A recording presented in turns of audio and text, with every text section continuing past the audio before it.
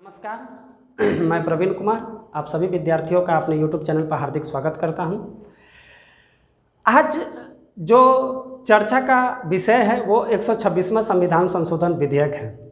126वां संविधान संशोधन विधेयक लाने के मुख्य दो उद्देश्य थे। पहला उद्देश्य यह था कि लोकसभा में अनुसूचित जाति एवं जनजाति के आरक्षण की समय सीमा जो 25 जनवरी 2020 को समाप्त हो रहे थे उसका विस्तार करना था। तो वही दूसरा कारण यह था कि आंग्ल भारतीय समुदाय का जो लोकसभा में नाम निर्देशित करने का जो प्रावधान था आर्टिकल 331 के तहत उसे समाप्त करना था।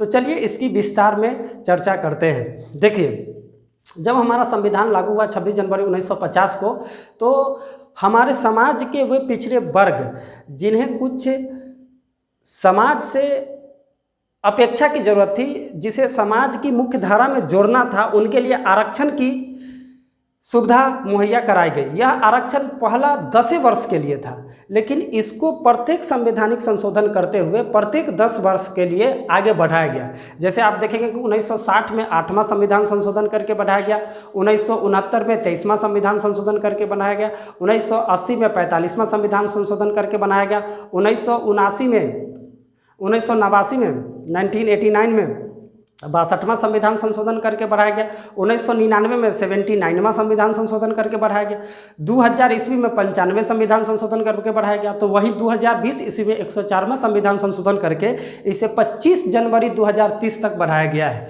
देखिए, इन सभी बातों को समझने के लिए आपको सबसे पहले आर्टिकल 334 को समझना होगा।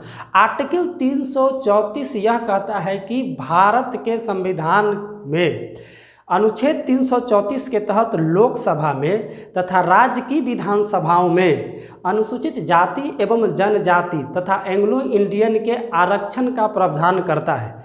तो यह आरक्षण 334 को संशोधित करने के लिए था। लोकसभा में अनुसूचित जाति अनुसूचित जनजाति के आरक्षण को बढ़ाया गया, तो वही एंग्लो इंडियन के आरक्षण को समाप्त कर दिया गया।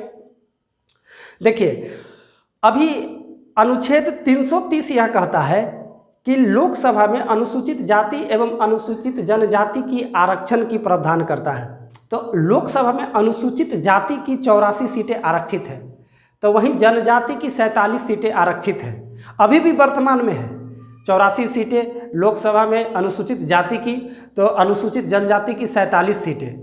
तो अनुच्छेद 331 यह कहता है कि अगर राष्ट्रपति को यह संज्ञान हो कि भारत की संसद में लोकसभा में आंग्ल भारतीय समुदाय का प्रतिनिधित्व नहीं है, तो वो 2 व्यक्तियों का नाम निर्देशित कर सकते हैं। तो ये प्रावधान अब समाप्त हो चुके हैं 126वें संविधान संशोधन विधेयक के तहत।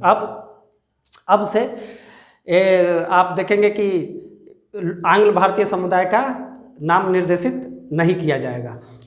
अनुच्छेद 332 यह कहता है कि राज्य में अनुसूचित जाति के आरक्षण का प्रावधान करता है। तो अनुसूचित जनजाति किसमें? राज्य में और केंद्र शासित में। तो भारत की विधानसभाओं में टोटल 4122 सीटें आप देखेंगे कि विधानसभा का सीट है, जिसमें 614 सीट अनुसूचित जाति और 544 सीट अनुसूचित जनजाति के लिए आरक्षित है।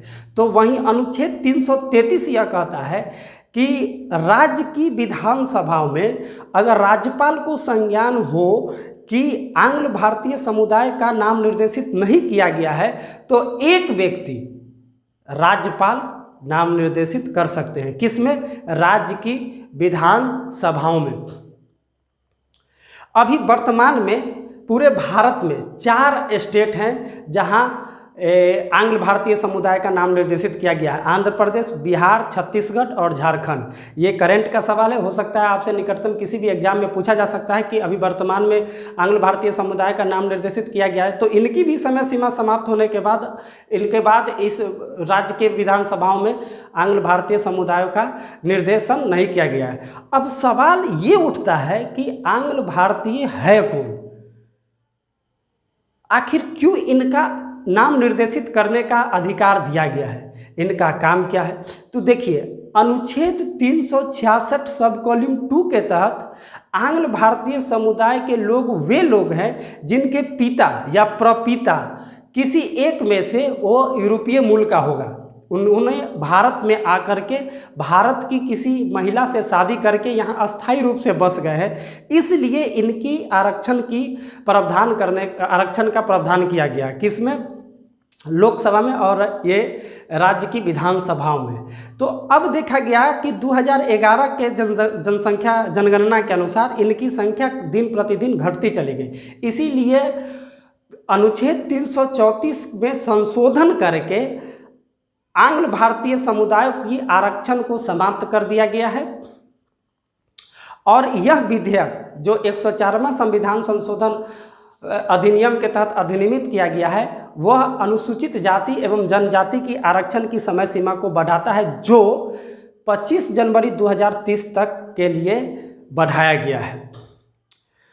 अब आपको मैं बता देना चाहता हूं कि राष्ट्रपति के निर्वाचन में आंग्ल भारतीय समुदाय का जितने सांसदों के पास अधिकार हैं, जो निर्वाचित होकर के अपने संसदीय क्षेत्र से चुना करके प्रत्यक्ष निर्वाचन पद्धति के तहत जाते हैं, तो सारा अधिकार सांसदों का जो है वो अधिकार इनके पास भी था। लेकिन इनके पास जब राष्ट्रपति का चुनाव होगा उसमें वोट डालने का अधिकार नहीं था। राष्ट्रपति के चुनाव में आंग्ल भारतीय समुदाय के जो 2 लोग लोकसभा में नाम निर्देशित किए जाते थे, उन्हें राष्ट्रपति के चुनाव में भाग लेने का प्रावधान नहीं था। तो आप फिर से मैं रिवाइज कर देना चाहता हूं ताकि आपको ध्यान में रहे कि आर्टिकल 330 लोकसभा में अनुसूचित जाति एवं जनजाति की आरक्षण का प्रावधान करता है। लोकसभा में 84 सीट अनुसूचित जाति और 47 सीट अनुसूचित जनजाति का आरक्षण का प्रावधान है। तो वहीं अनुच्छेद 331 यह कहता है कि अगर राष्ट्रपति को संज्ञान हो कि संसद के लोकसभा में आंग्ल भारतीय समुदाय के प्रतिनिधित्व नहीं है, तो ये 2 लोगों का, मात्र 2 लोगों का, लोकसभा में मात्र 2 लोगों का नाम निर्देशित करने का अधिकार राष्ट्रपति को था, जो अब यह 104वां संविधान संशोधन विधेयक के तहत समाप्त कर दिया गया है। तो वहीं अनुच्छेद 332 यह कहता है कि राज्य की विधानसभाओं में अनुसूचित जाति और अनुसूचित जनजाति के आरक्षण का प्रावधान करता है। तो अनुच्छेद 333 यह कहता है कि राज्य के विधानसभाओं में अगर आंग्ल भारतीय समुदाय का प्रतिनिधित्व नहीं हुआ है तो एक व्यक्ति का नाम निर्देशित राज्यपाल कर सकते हैं। धन्यवाद। अगर आपको यह वीडियो अच्छा लगा है तो लाइक कीजिएगा, शेयर कीजिएगा। जय हिंद, जय भारत।